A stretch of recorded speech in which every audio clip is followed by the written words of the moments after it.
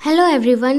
कहानी की शुरुआत में हमें तांगवी को दिखाया जाता है जो कि अपनी शादी से बचकर भाग रही थी क्योंकि उसके घर वाले ज़बरदस्ती उसकी शादी एक अपाहिज अमीरजादे से कराना चाहते थे।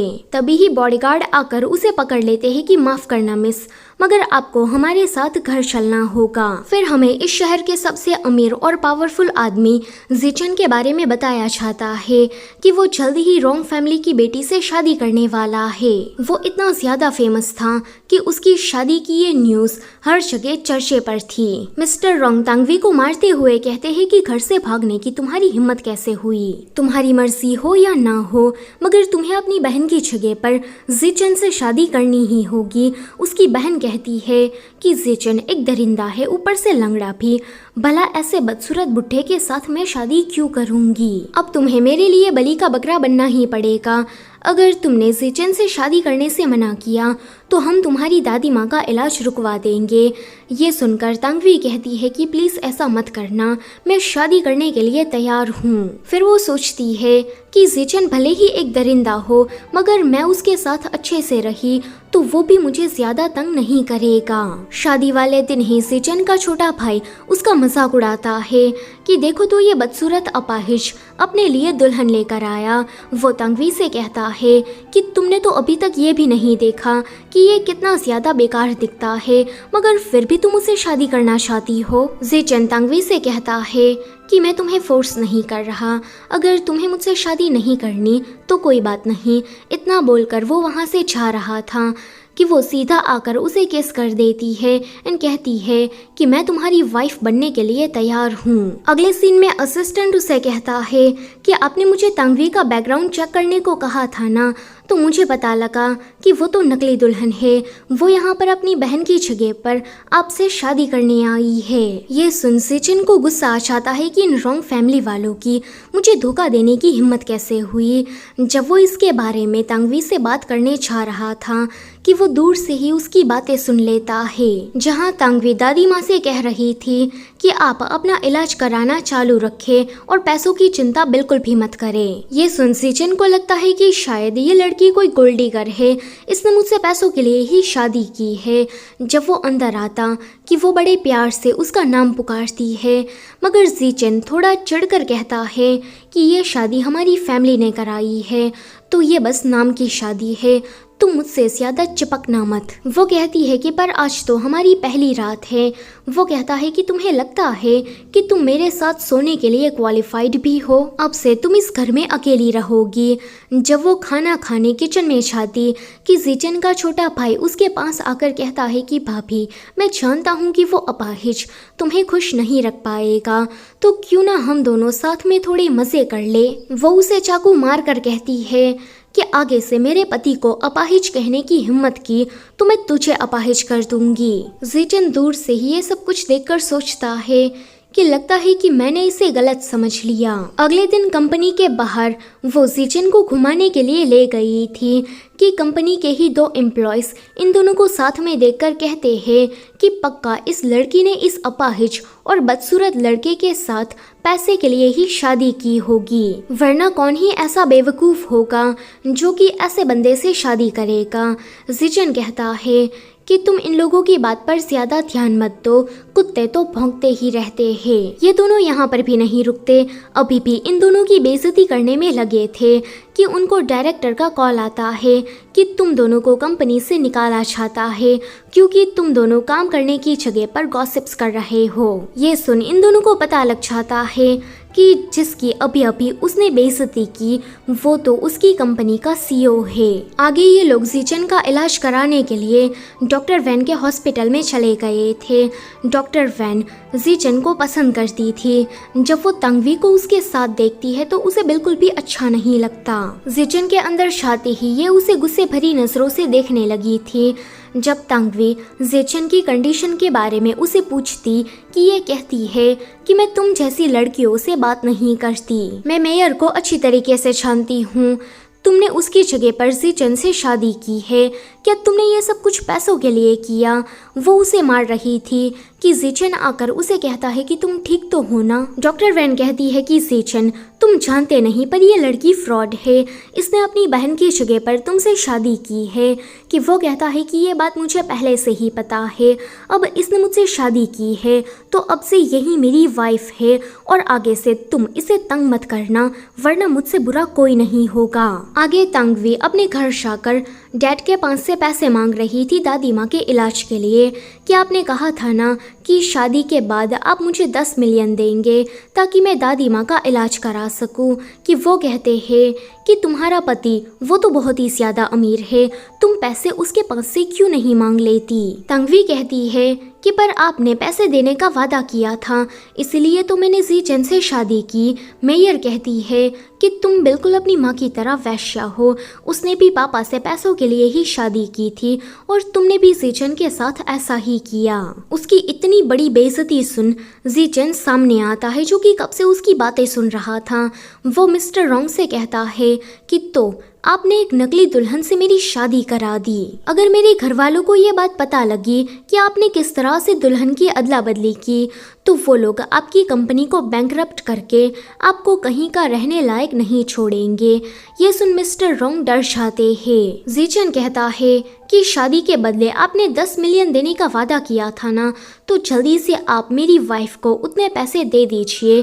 कि वो चुपचाप उसे पैसे दे देते हैं। तंगवी कहती है कि मिस्टर जियांग, मेरी मदद करने के लिए आपका शुक्रिया। कि वो कहता है कि मैं तुम्हारा हस्बैंड हूँ तो मुझे मेरे नाम से बुलाओ। वो कहती है कि फिर हबी कैसा रहेगा। इन दोनों को लवी डवी एक्ट करता देखकर मेयर तो पूरा चिढ़ जाती है।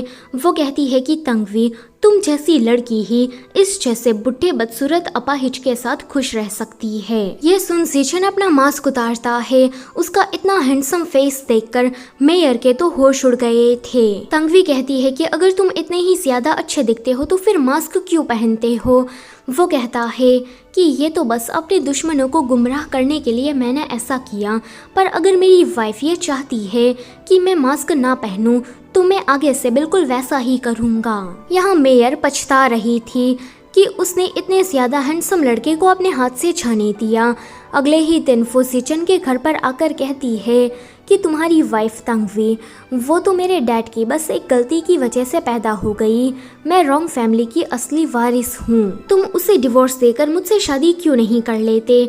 कि वो कहता है कि ये सब कुछ बोलते हुए क्या तुम्हें कोई शर्म नहीं आती। वो उसका हाथ गर्म पानी में डुबोकर उसे कहता है कि आगे से मेरे घर पर मत आना। फिर वो तंगवी को शॉपिंग कराने के लिए ले गया था। वो कहती है कि ये ड्रेस मुझ पर अच्छी तो लगेगी पर ये काफ़ी ज़्यादा महंगी है तो मुझे इसे नहीं खरीदना। मेयर जो कि उसके पीछे पीछे वहाँ पर आ गई थी, वो कहती है कि इनके हाथ में सोने का कटोरा दे दो, फिर भी इन्होंने भीख ही मांगनी है। इस गवार को फैशन के बारे में क्या पता होगा। जीचन वर्कर को एक इशारा करता कि वो मेयर को धक्के मारकर बाहर निकाल देती है एंड कहती है कि आप हमारे जियांग मॉल में आगे से नहीं आ सकती। फिर वही वर्कर तंगवी से कहती है कि आज अगर आपने लकी ड्रॉ जीत लिया तो आप हमारे मॉल से कुछ भी फ्री में खरीद सकती है। वो कहता है कि तंगवी तुम्हें ये एक बार ट्राई करना चाहिए। वो तो मना करती है मगर जीचन के फोर्स करने पर जब वो इसे ट्राई करती कि वो लकी ड्रॉ जीत गई थी। फिर तंगवी को वो ड्रेस ऐसे ही फ्री में मिल जाती है। दरअसल में ये सब कुछ जीचन ने ही करवाया था क्योंकि वो समझ गया था कि तंगवी को ये ड्रेस पसंद है पर महंगा होने की वजह से वो इसे खरीद नहीं रही। फिर हमें फ्लैशबैक से पता लगता है कि कॉलेज टाइम में तंगवी अपने सीनियर को काफ़ी पसंद करती थी पर ये बंदा उसके साथ बस टाइम पास के लिए था एंड फिर एक दिन ऐसे ही बिना बताए उसकी ज़िंदगी से चला गया। लेकिन आज इतने सालों के बाद ये वापस से एंट्री मारता है कि तंगवी मुझे तुमसे कुछ ज़रूरी बात करनी है तो तुम मेरे साथ इस वाले होटल में चलो। दरअसल में मेयर ने इसे कुछ पैसे देकर तंगवी को बदनाम करने का प्लान बनाया था। ये बंदा होटल में उसकी ड्रिंक में कुछ मिला देता है एंड फिर उसके साथ ज़बरदस्ती करने ही वाला था कि वो नशे में उसकी कुटाई करना चालू कर देती है। वो उसे मारते मारते बाहर लेकर आई थी। जीचन जो कि उसे बचाने ही वहाँ पर आ रहा था। ये नज़ारा देखकर वो उसे क्यूट बताता है। असिस्टेंट कहता है कि बॉस मैडम तो सच में ऑसम है। फिर ज़ीचन अपने पैरों को ठीक करने के लिए काफी कठिन ट्रीटमेंट का सहारा ले रहा था ताकि वो जल्दी से ठीक हो जाए और तंगवी के साथ अच्छे से रह पाए।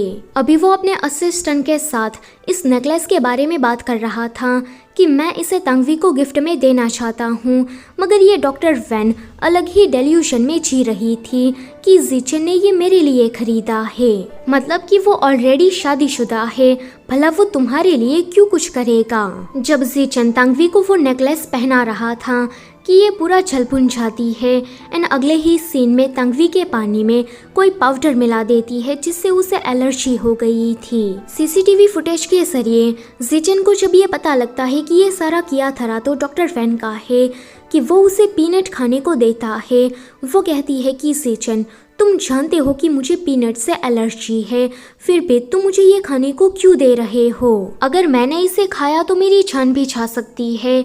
ज़ीचन कहता है कि पानी में वो पाउडर मिलाने से पहले तुमने तो ये नहीं सोचा होगा कि एलर्जिक रिएक्शन की वजह से मेरी वाइफ की जान भी जा सकती है। अब चलो चुपचाप इसे पूरा खत्म करो। ये सुनकर वो उसे रोते हुए खाने लगी थी।